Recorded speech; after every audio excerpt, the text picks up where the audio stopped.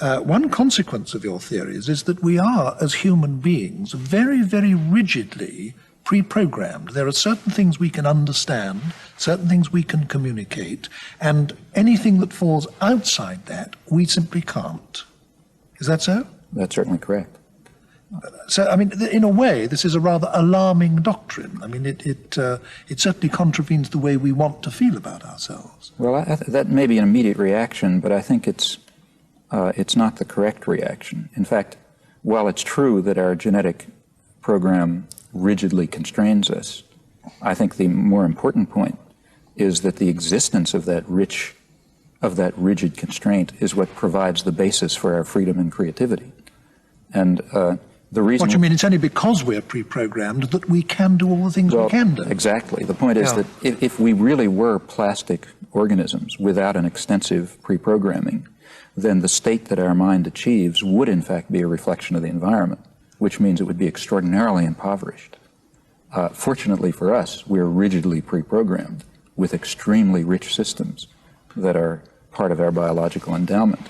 Correspondingly, a small amount of rather degenerate experience allows a kind of a great leap into a rich cognitive system, essentially uniform in a community, and in fact roughly uniform for the species. Which would have developed over countless evolutionary ages through the biological system, evolutionary process. Right. The basic system itself developed over long periods of evolutionary development. We don't know how, really. But for the individual, it's present. As a result, the individual is capable of, with a very small amount of evidence, of constructing an extremely rich system, which allows him to act in the free and creative fashion, which in fact is normal for humans. We can say anything that we want over an infinite range. Other people will understand us, though they've heard nothing like that before. We're able to do that precisely because of that rigid programming. But short of that, we would not be able to at all. What account are you able to give of creativity? If we are pre-programmed in the way you say, then how is creativity a possibility for us? Well, here I think one has to be fairly careful. I think we can say a good deal about the nature of the system that is acquired, the state of knowledge that is attained. We can say a fair amount about the biological, the basis in the initial state of the mind for the acquisition of this system. But when we turn to a third question, namely, how is this system used?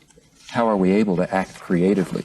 How can we decide to say things that are new but not random, that are appropriate to occasions but not under the control of stimuli? When we ask these questions, we really enter into a realm of mystery where human science, at least so far, and maybe in principle, does not reach.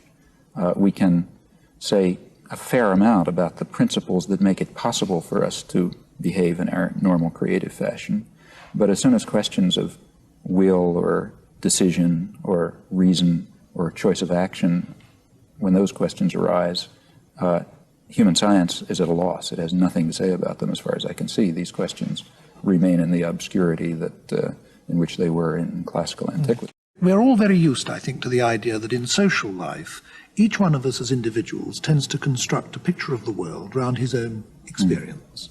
And indeed, it's difficult to see how we could do anything else. We're bound to do that. We've got no alternative. But it does mean that each one of us forms a systematically distorted view of the world because it's all built up on what accidentally happens to be the particular and really rather narrow experience of the individual who does it. Now, do you think that something of that kind applies to man as a whole because of the reasons implicit in your theory? That is to say, that the whole picture that mankind has formed of the cosmos, of the universe, of the world, must be systematically distorted and what's more, drastically limited by the nature of the particular apparatus for understanding that he happens to have. Well, I think that is undoubtedly the case, but again I would question the use of the word limited, which carries unfortunate suggestions. That is, I assume that one of our faculties, one of our mental organs, if you like, is, let's call it a science-forming capacity, a capacity to create intelligible explanatory theories in some domain. And if we look at the history of science, we discover that time after time, when particular questions were posed at a particular level of understanding, it was possible to make very innovative leaps of the imagination to rich explanatory theories that presented an intelligible picture of that subdomain of the universe, often wrong theories, as we later discovered, but there's a course that's followed.